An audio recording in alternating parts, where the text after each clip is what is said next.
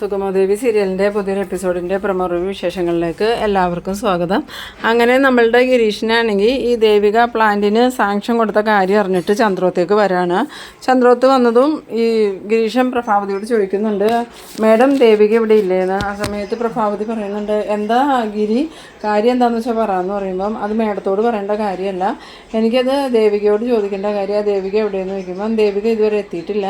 പിന്നെ സാറില്ല ഇവിടെ, സാറിന് എന്തെന്ന് ചോദിക്കുമ്പം കാര്യം എന്താണെങ്കിലും എന്നോട് പറ ഗിരി എന്ന് പറയുന്ന സമയത്ത് ഈ പ്രഭാവതിയോട് ഗിരീഷൻ പറയുന്നുണ്ട്, അത് മേഡത്തോട് പറയേണ്ട കാര്യമല്ല, മേഡം അറിഞ്ഞായിരുന്നോ ആ പ്ലാന്റിന് ദേവിക അനുമതി കൊടുത്തതായിരുന്നു ചോദിക്കുമ്പം അതിനെന്താ ഗിരീഷ കുഴപ്പം, അതൊരു നല്ല കാര്യമല്ലേ, നാട്ടിൽ വ്യവസായം വരുന്ന ഒരു കാര്യമല്ലേ, ഒരുപാട് പേർക്ക് ജോലിയും കിട്ടുമെന്ന് പറയുമ്പം മേഡം ഇതെന്തറിഞ്ഞിട്ടായി സംസാരിക്കണേ, ആ പ്ലാന്റിന് ഒരിക്കലും അനുമതി കൊടുക്കരുതെന്ന് സിദ്ധാർത്ഥൻ സാറ് പറഞ്ഞതാണല്ലോ, പിന്നെ ഇപ്പോൾ പെട്ടെന്ന് ആ പ്ലാന്റിന് അനുമതി കൊടുക്കാൻ ആരാ നിർബന്ധിച്ച്, ആരുടെയെങ്കിലും ഇടപെടൽ കൊണ്ടാണോ ദേവിക അങ്ങനെ ചെയ്തതെന്ന്. ആ സമയത്ത് പ്രഭാവതിക്ക് മനസ്സിലാവുന്നുണ്ട് കാര്യങ്ങൾ കൈവിട്ടു പോയിന്ന്. കാരണം നമ്മളുടെ ഗിരീഷനാണെങ്കിൽ ആ പ്ലാന്റ് ഒരിക്കലും വരരുതെന്നും പറഞ്ഞ് ആ പ്രോജക്റ്റിനെ ശക്തമായി എതിർത്തുകൊണ്ടിരുന്നതാണ്. അതുപോലെ സിദ്ധാർത്ഥനാണെങ്കിലും ഒരിക്കലും അതിന് സാങ്ഷൻ കൊടുക്കരുതെന്ന് തന്നെയാണ് ദേവികയോട് പറഞ്ഞുകൊണ്ടിരുന്നത്. ഇപ്പം ദേവിക കൊടുക്കാൻ കാരണം തന്നെ പ്രഭാവതിയുടെയും നന്ദൻ്റെയും നിർബന്ധത്തിനാണ് ഇത് ചെയ്തിരിക്കുന്നത് എന്നുള്ള കാര്യമൊന്നും പ്രഭാവതി പറയണമില്ല. പ്രഭാവതി പറയുന്നുണ്ട്, എന്തായാലും അതിന് സാങ്ഷൻ കൊടുത്തു എന്നല്ലേ ഉള്ളൂ, ഇനി അതൊരു പ്രശ്നമാക്കാനൊന്നും നിൽക്കണ്ട ഗിരീഷ, എന്തായാലും നീ അത് സിദ്ധുവിനോട് ചോദിക്കാനൊന്നും നിൽക്കണ്ടെന്ന് പറയുമ്പം ഇല്ല, ഇത് സാറിൻ്റെയും കൂടെ അറിവോടുകൂടിയാണ് നടന്നതെന്ന് എനിക്കറിയണം, എന്തായാലും ഞാനിത് സാറിനോട് ചോദിച്ചിട്ടേ ഇവിടുന്ന് പോവുള്ളൂ, എനിക്ക് കാര്യങ്ങൾ അറിയണമെന്ന്. അങ്ങനെ ഇവർ സംസാരിച്ച് നിൽക്കുന്ന സമയത്താണ് സിദ്ധാർത്ഥൻ അങ്ങോട്ട് വരുന്നത്. സിദ്ധാർത്ഥൻ വന്നതും ഈ ഗിരീഷിനോട് ചോദിക്കുന്നുണ്ട്, എന്താ ഗിരീഷ പ്രശ്നം, നീ എന്തെങ്കിലും ദേഷ്യപ്പെടണമെന്ന് ചോദിക്കുമ്പോൾ ഞാനൊരു കാര്യം ചോദിക്കാനാണ് വന്നത്, ആ പ്ലാന്റിന് അനുമതി കൊടുത്തത് സാറിൻ്റെ അറിവോടുകൂടിയാണെന്ന് ചോദിക്കുമ്പം ഏത് പ്ലാന്റിന് അനുമതി കൊടുത്തു എന്ന്. ആ കെ നായരുടെ പ്ലാന്റിന് അതിനൊരിക്കലും അനുമതി കൊടുക്കാൻ പറ്റില്ല, അത് ഞങ്ങൾ തീർത്ത് പറഞ്ഞതാണല്ലോ, ആ പ്ലാന്റ് അങ്ങനെ പ്രവർത്തിക്കാൻ പറ്റും, അത് ജനങ്ങൾക്ക് ബുദ്ധിമുട്ടുണ്ടാക്കണ പ്ലാന്റാണ്, എന്നിട്ടാണോ സാർ അതിന് അനുമതി കൊടുക്കാൻ ദേവികയ്ക്ക് കൂട്ടു നിന്നതെന്ന് ചോദിക്കുമ്പം ഇല്ല, ഞാൻ കൂട്ടൊന്നും നിന്നിട്ടില്ല, അപ്പോൾ സാറിൻ്റെ അനുവാദത്തോടു കൂടിയല്ലേ ദേവിക ഓരോന്നും ഒപ്പിട്ട് കൊടുക്കണേന്ന് ചോദിക്കുമ്പം ആദ്യം MLA ആയ സമയത്ത് ദേവികയ്ക്കൊന്നും അറിയില്ലായിരുന്നല്ലോ, അപ്പം ഞാനും കൂടി നോക്കിയിട്ടായിരുന്നു മോളെല്ലാ ഫയലും ഒപ്പിട്ടുകൊണ്ടിരുന്നത്, ഇപ്പം അങ്ങനെയല്ല, അത്യാവശ്യം വേണ്ട ഫയലുകൾ മാത്രമേ ഞാൻ നോക്കാറുള്ളൂ, അതുകൊണ്ടാണ് എനിക്കറിയാൻ പറ്റാണ്ടിരുന്നത്, നിന്നോട് ആരാ ഗിരീഷ ഇത് പറഞ്ഞതെന്ന് ചോദിക്കുമ്പോൾ അത് സാറ് അറിഞ്ഞിട്ടില്ല അപ്പോൾ ഇതുവരെ എന്ന് ചോദിക്കുമ്പം ഇല്ല, അങ്ങനെ ഒരു കാര്യം നടന്നിട്ട് പോലുമില്ല, പിന്നെ എങ്ങനെയാണ് ഞാൻ അറിയണേ, എന്നാൽ ഇപ്പോൾ ആ കാര്യം അറിയാത്ത ഒരാൾ സാറ് മാത്രമായിരിക്കും, എന്തായാലും ആ ഒപ്പിട്ട ഫയലിൻ്റെ ഫോട്ടോ എൻ്റെ കയ്യിലുണ്ടെന്നും പറഞ്ഞുകൊണ്ട് ഫോൺ തുറന്ന് ആ ഫോട്ടോ കാണിച്ചു കൊടുക്കുന്നുണ്ട്. അത് കണ്ടതും സിദ്ധാർത്ഥനാണെങ്കിൽ ആകെ ഷോക്കായി പോകുന്നുണ്ട്. എന്നിട്ട് പറയുന്നുണ്ട്, ഇതെങ്ങനെ സംഭവിച്ചു, എന്തായാലും മോളുടെ അറിവോടുകൂടി മോളിത് ചെയ്യാൻ സാധ്യതയില്ല, മോൾ പല പ്രാവശ്യം ഇതിനെക്കുറിച്ച് പറഞ്ഞതാണ്, ഒരിക്കലും ഒപ്പിട്ട് കൊടുക്കില്ല എന്ന്. മോൾക്ക് പാർട്ടിയിൽ നിന്ന് തന്നെ ഒരുപാട് സമ്മർദ്ദം ഉണ്ടായിരുന്നു, അന്നേരവും മോൾ ഒപ്പിട്ട് കൊടുക്കാൻ തയ്യാറായില്ല, പിന്നെ പെട്ടെന്ന് ഇങ്ങനെ തീരുമാനം മാറാൻ എന്താ കാരണം, എന്തായാലും എന്നോട് ഇതിനെക്കുറിച്ച് ദേവിക സംസാരിച്ചിട്ട് പോലുമില്ല. ഈ സമയത്തൊക്കെ പ്രഭാവതിക്ക് എന്ത് പറയണമെന്ന് അറിയില്ല, കാരണം പ്രഭാവതിയുടെയും നന്ദൻ്റെ നിർബന്ധത്തിനാണല്ലോ ദേവിക അത് ഒപ്പിട്ട് കൊടുത്തത്. പിന്നീട് കാണിക്കുന്നത് നമ്മളുടെ ദേവികയാണെങ്കിൽ ചന്ദ്രോത്ത് വരുന്ന സമയത്ത് അകത്തുനിന്ന് ഇങ്ങനെ ഒച്ചത്തിലുള്ള സംസാരം കേൾക്കുമ്പോൾ തന്നെ ദേവികയ്ക്ക് ഭയങ്കര പേടിയാവുന്നുണ്ട്. ദേവികയ്ക്ക് കാര്യങ്ങളപ്പോൾ മനസ്സിലാവുന്നുണ്ട്, എന്തായാലും അച്ഛൻ കാര്യങ്ങൾ അറിഞ്ഞിട്ടുണ്ട്, ഇനി എന്തൊക്കെയായിരിക്കും അച്ഛൻ പറയാൻ പോണേ, എന്നാലും ഞാൻ അച്ഛനോട് ചെയ്തത് വലിയൊരു ചതിയായിപ്പോയി, ഒരിക്കലും ഞാൻ അച്ഛനോട് ചോദിക്കാതെ ഇതൊന്നും ചെയ്യാൻ പാടില്ലായിരുന്നു, ഇനിയിപ്പോൾ ഞാൻ അച്ഛനോട് എന്ത് പറയുന്നൊക്കെ ഇങ്ങനെ മനസ്സിൽ ആലോചിച്ചുകൊണ്ട് അകത്തേക്ക് കയറി വരുന്ന സമയത്ത് ഈ സിദ്ധാർത്ഥനും ഗിരീഷനും നമ്മൾ സംസാരിക്കണ കേൾക്കുന്നുണ്ട്.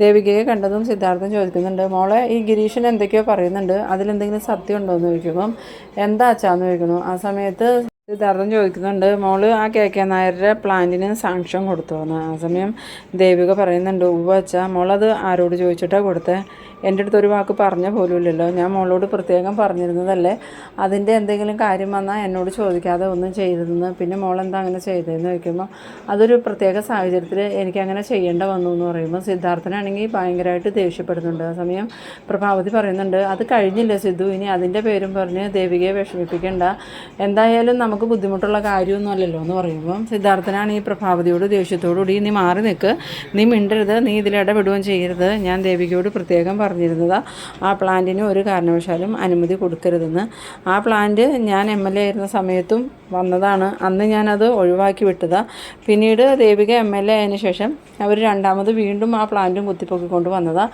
ഒരു കാരണവശാലും അംഗീകാരം കൊടുക്കാൻ പറ്റാത്തൊരു പ്ലാന്റ് അതെന്ന്. ആ സമയത്ത് ഗിരീഷിനും പറയുന്നുണ്ട്, എന്തായാലും ദേവികയുടെ ഭാഗത്തു നിന്ന് ഇങ്ങനെ ഒരു നീക്കം ഞാൻ ഒരിക്കലും പ്രതീക്ഷിച്ചില്ല. അന്ന് ആ കെ നായർ 5 ലക്ഷം രൂപയും കുറച്ച് ആഭരണങ്ങളും ഡ്രസ്സൊക്കെ ആയിട്ട് എൻ്റെ വീട്ടിൽ വന്നതാണ് എന്നെ സ്വാധീനിക്കാൻ. അന്ന് ഞാൻ അയാളെ എൻ്റെ വീട്ടിൽ നിന്ന് ഇറക്കി വിട്ടതാണ്. അയാൾ വീണ്ടും ദേവികയെ സ്വാധീനിച്ച് ഇതുപോലെ ഒരു സൈൻ ചെയ്ത് മേടിക്കുമെന്നൊന്നും ഞാൻ വിചാരിച്ചിരുന്നില്ല. എന്തായാലും ദേവിക ചെയ്തത് വലിയൊരു ചതിയായി പോയി. ദേവികയെ വിജയിപ്പിച്ച ജനങ്ങളോട് ഇത്തരം ഒരു ചതി ചെയ്യാൻ ദേവികയ്ക്ക് എങ്ങനെ തോന്നിയെന്ന്. ആ സമയത്ത് ദേവികയാണെങ്കിൽ സങ്കടത്തോടുകൂടി പ്രഭാവതിയുടെ നേരെ നോക്കുന്നുണ്ട്. ഈ സമയം നമ്മളുടെ സിദ്ധാർത്ഥം പറയുന്നുണ്ട്, എന്നാലും മോൾ ഇത്രയ്ക്കും വളർന്നു എന്നൊന്നും ഞാൻ അറിഞ്ഞില്ല. എന്നോടൊരു വാക്ക് ചോദിക്കാതെ ഇതുപോലൊരു തീരുമാനം എടുക്കാൻ മോൾക്ക് എവിടെ നിന്നാണ് ധൈര്യം കിട്ടിയ? ഇനി എന്തായാലും മോളുടെ ഇഷ്ടത്തിന് എല്ലാ കാര്യങ്ങളും ചെയ്തോ. എന്നെ ഒന്നിനും പ്രതീക്ഷിക്കേണ്ട. മോളല്ലേ ഇപ്പോൾ MLA, അതുകൊണ്ട് MLAക്ക് MLAയുടെ ഇഷ്ടം അനുസരിച്ച് എല്ലാം ചെയ്യാമല്ലോ. ആ സമയം ദേവിക പറയുന്നുണ്ട്, അച്ഛാ അതൊരു പ്രത്യേക സാഹചര്യത്തിൽ ഞാൻ ചെയ്തതാ അച്ഛാ, ഇനി ഒരു കാര്യവും ഞാൻ അതുപോലെ ചെയ്യില്ല എന്ന്. ആ സമയം ഗിരീശൻ പറയുന്നുണ്ട്, ഇതിലും വലിയ എന്ത് കാര്യമാണ് ദേവിക നീ ഇനി ചെയ്യാനുള്ളത്? രജനി പലപ്പോഴും നിന്നെ കുറ്റപ്പെടുത്തിയപ്പോഴൊക്കെ ഞാൻ നിൻ്റെ ഭാഗത്ത് നിന്നാണ് സംസാരിച്ചേക്കണേ. നിനക്ക് നല്ല ആദർശം ഉണ്ടെന്നാണ് ഞാൻ കരുതിയത്. ഇതുപോലെ ഒരു ചതി ജനങ്ങളോട് ചെയ്യുമെന്ന് ഞാൻ സ്വപ്നത്തിൽ പോലും വിചാരിച്ചില്ല. എനിക്ക് നിന്നോടുള്ള വിശ്വാസം മൊത്തം നീ തകർത്ത് കളഞ്ഞല്ലോ ദേവിക. ഈ സമയത്ത് സിദ്ധാർത്ഥനാണെങ്കിൽ ദേഷ്യപ്പെട്ടുകൊണ്ട് മുറിയിലോട്ട് പോകുന്നുണ്ട്. സമയത്ത് പ്രഭാവതിയോട് ദേവിക പറയുന്നുണ്ട്, കണ്ടില്ലേ അമ്മ, ഇപ്പം എല്ലാവരും എന്നെയല്ലേ കുറ്റപ്പെടുത്തുന്നത്? അപ്പോഴേ ഞാൻ പറഞ്ഞതല്ലേ അതിന് സാങ്ഷൻ കൊടുത്താൽ ശരിയാവില്ല, അത് ജനങ്ങൾക്ക് ബുദ്ധിമുട്ടുണ്ടാക്കുന്ന പ്ലാന്റാണ്. അപ്പോൾ അമ്മയ്ക്കും നന്ദുവിനും അല്ലായിരുന്നോ നിർബന്ധമെന്ന്. ഈ സമയത്ത് പ്രഭാവതി പറയുന്നുണ്ട്, മോളെ നീ ദൈവത്തെ ഓർത്ത് ഈ വിവരം സിദ്ധുവിനോട് പറയില്ലേ. സിദ്ധുവിനോട് പറഞ്ഞാൽ സിദ്ധു ഇവിടെ കിടന്ന് ഭയങ്കര വഴക്കുണ്ടാകും. പിന്നെ നന്ദൻ്റെ അവസ്ഥ നിനക്കറിയാലോ, എപ്പോൾ വേണമെങ്കിലും നന്ദൻ്റെ അവസ്ഥ പഴയ രീതിയിലേക്കാവാം. ഇപ്പം നന്ദൻ നോർമലായി വന്നിട്ടേ ഉള്ളൂ. ആ സമയം ദേവിക പറയുന്നുണ്ട്, നന്ദുവിൻ്റെ അവസ്ഥ മാറണ്ടല്ലോ എന്ന് കരുതി മാത്രമാണ് ഞാനതിന് സാങ്ഷൻ കൊടുത്തത്. ഇപ്പം എന്തായി, അച്ഛന് എന്നിലുള്ള വിശ്വാസം പോലും തകർന്നില്ലേ? ഇനി ഇതുപോലെ ഒരു കാര്യവും പറഞ്ഞുകൊണ്ട് അമ്മയും നന്ദു എൻ്റെ അടുത്തിട്ട് വരരുതട്ടോ എന്നും പറഞ്ഞ് ദേവിക കരഞ്ഞുകൊണ്ട് റൂമിലോട്ട് പോകുന്നുണ്ട്. പിന്നീട് കാണിക്കുന്നത് നമ്മളുടെ ഇസബെല്ലേനെയും കെവിനെയാണ്. ഇസബെല്ലയാണെങ്കിൽ കെവിനോട് പറയുന്നുണ്ട്, എന്നാലും നമ്മൾ ഉദ്ദേശിച്ച പോലെ തന്നെ എല്ലാ കാര്യങ്ങളും നടക്കുന്നുണ്ട്. ഇനിയും നമുക്ക് ഒരുപാട് കാര്യങ്ങൾ ചെയ്യാനുണ്ട്. എന്തായാലും ദേവിക MLA ആയതുകൊണ്ട് അതിൻ്റെ ഗുണം മൊത്തം കിട്ടാൻ പോകുന്നത് എനിക്കാണ്. ആ സമയത്ത് കെവിൻ പറയുന്നുണ്ട്, ഇനി ദേവികയെ ഒന്നിനും വേണ്ടി നമുക്ക് നിർബന്ധിക്കാൻ പറ്റില്ല എന്ന് പറയുമ്പം നമ്മൾ നിർബന്ധിക്കണേ എന്തിനാ? ദേവിക സ്വമനസാലെ നമുക്കെല്ലാം ചെയ്തു തരും ഇല്ലേ നന്ദാന്ന് ചോദിക്കുമ്പം നന്ദനാണെങ്കിൽ എന്ത് മറുപടി പറയണമെന്ന് അറിയില്ല. എന്നിട്ട് നന്ദൻ പറയുന്നുണ്ട്, ഇപ്പം തന്നെ ദേവിക ആകെ വിഷമത്തില.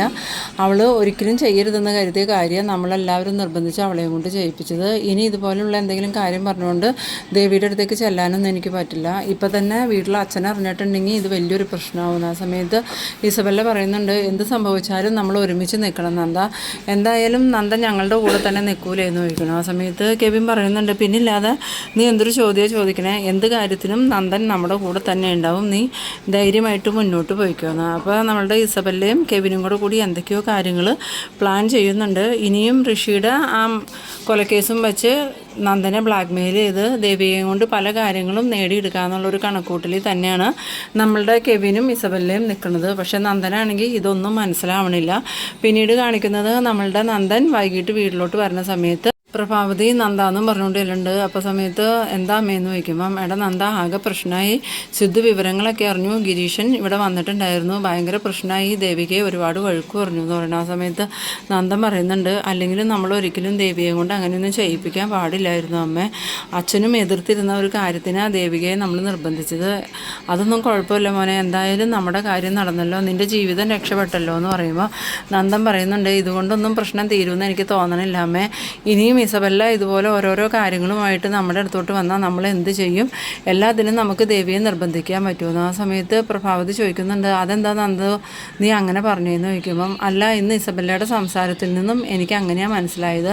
ഇനി മുന്നോട്ട് നമുക്ക് ഒരുപാട് കാര്യങ്ങൾ നേടിയെടുക്കാനുണ്ട്, അതിനെല്ലാം നീ ഞങ്ങളുടെ കൂടെ തന്നെ ഉണ്ടാവണം എന്നൊക്കെ എന്നോട് പറഞ്ഞു. അതിൽ നിന്നും എനിക്ക് അങ്ങനെ ഒരു സംശയം ഉണ്ടാകുമെന്ന്. ആ സമയത്ത് പ്രഭാവതി ചോദിക്കുന്നുണ്ട്, അപ്പോൾ ശരിക്കും ഈ ഇസബെല്ല നമ്മളെ ചതിക്കുവാണോ മോനെ എന്ന് ചോദിക്കുമ്പം എനിക്കതൊന്നും അറിയില്ല അമ്മേ, എല്ലാം കൂടി ആലോചിച്ചിട്ട് എനിക്ക് തലയ്ക്ക് ഭ്രാന്ത് പിടിക്കുക എന്ന് പറയുമ്പോൾ പ്രഭാവതി പറയുന്നുണ്ട്, ഇനിയിപ്പോൾ ദേവികയുടെ അടുത്തേക്ക് ചെല്ലുമ്പം ദേവികയുടെ പ്രശ്നവും കൂടി മോൻ്റെ തലയിലാവും. എന്തായാലും നീ ഇലയ്ക്കും മുള്ളിനും കേടില്ലാതെ അത് പരിഹരിക്കണം എന്ന് പറയുമ്പോൾ നന്ദൻ പറയുന്നുണ്ട്, ഞാൻ എന്തായാലും മുറിയിലോട്ട് ചെല്ലട്ടെ എന്നും പറഞ്ഞ് മുറിയിലേക്ക് ചെല്ലണ സമയത്ത് ദേവികയാണെങ്കിൽ അവിടെ കരഞ്ഞുകൊണ്ടിരിക്കുന്നതാണ് കാണുന്നത്. ദേവികയുടെ കരച്ചിൽ കാണുമ്പോൾ നന്ദനക്കാണെങ്കിൽ ഭയങ്കര സങ്കടവും വിഷമമൊക്കെ ആവുന്നുണ്ട്. എന്നിട്ട് മനസ്സിൽ വിചാരിക്കുന്നുണ്ട്, ഒന്നും വേണ്ടായിരുന്നു, ഋഷിയെ കൊന്നത് ഞാനാന്ന് പോലീസിനോട് കുറ്റം ഏറ്റു പറഞ്ഞ് ജയിലിൽ പോയാൽ മതിയായിരുന്നു. ഇതിപ്പോൾ പ്രശ്നങ്ങൾ ഓരോ ദിവസം ചെല്ലുന്തോറും രൂക്ഷമാവണേ അല്ലാതെ പ്രശ്നത്തിനൊരു പരിഹാരം ഇല്ലല്ലോ. ഇനിയും ഇതുപോലെ ഓരോരോ കാര്യങ്ങൾ പറഞ്ഞ് എനിക്ക് ദേവികയെ ബുദ്ധിമുട്ടിക്കേണ്ടി വരുമല്ലോ എന്നൊക്കെ ഇങ്ങനെ മനസ്സിൽ ആലോചിച്ചുകൊണ്ട് ദേവികയുടെ അടുത്തേക്ക് ചെന്നിട്ട്, ദേവി എന്തിനാ നീ ഇവിടെ ഇരുന്ന് കരയണേന്ന് ചോദിക്കുമ്പം, നന്ദുവിനൊന്നും അറിയില്ല അല്ലേ, നന്ദുവിൻ്റെയും അമ്മയുടെയും നിർബന്ധത്തിനല്ലേ ഞാൻ ആ ഫയൽ ഒപ്പിട്ട് കൊടുത്തത്. എന്നിട്ടിപ്പോൾ ഇന്ന് തന്നെ അച്ഛൻ ഒരുപാട് വഴുക്ക് പറഞ്ഞു. അതുമാത്രമല്ല, അച്ഛന് എന്നിലൊരു വിശ്വാസം ഉണ്ടായിരുന്നു, ആ വിശ്വാസമാണ് ഞാൻ തകർത്തത്. ഇനി ഞാൻ MLA ആയിട്ട് തുടരുന്നതിൽ ഒരർത്ഥമില്ല, എന്നെ വിശ്വസിച്ച ജനങ്ങളെ ഞാൻ ചതിക്കുകയല്ലേ ചെയ്തതെന്ന്. അത് കേട്ടതും നന്ദനാണെങ്കിൽ ഇങ്ങനെ ഷോക്കായി നിൽക്കുന്ന ഒരു സീനിലാണ് ഈ എപ്പിസോഡ് അവസാനിക്കുന്നത്. അപ്പോൾ നിങ്ങളെൻ്റെ വീഡിയോ ആദ്യമായി കാണുന്നവരാണെങ്കിൽ ചാനലൊന്ന് സബ്സ്ക്രൈബ് ചെയ്യാനും ഇഷ്ടമായാൽ ലൈക്ക് ചെയ്യാനും ഷെയർ ചെയ്യാനും മറക്കരുത്. അപ്പോൾ ഇതുപോലെ ഇൻട്രസ്റ്റിംഗ് ആയിട്ടുള്ള അടുത്തൊരു എപ്പിസോഡുമായി നമുക്ക് വീണ്ടും കാണാം. അതുവരേക്കും ബൈ ബൈ.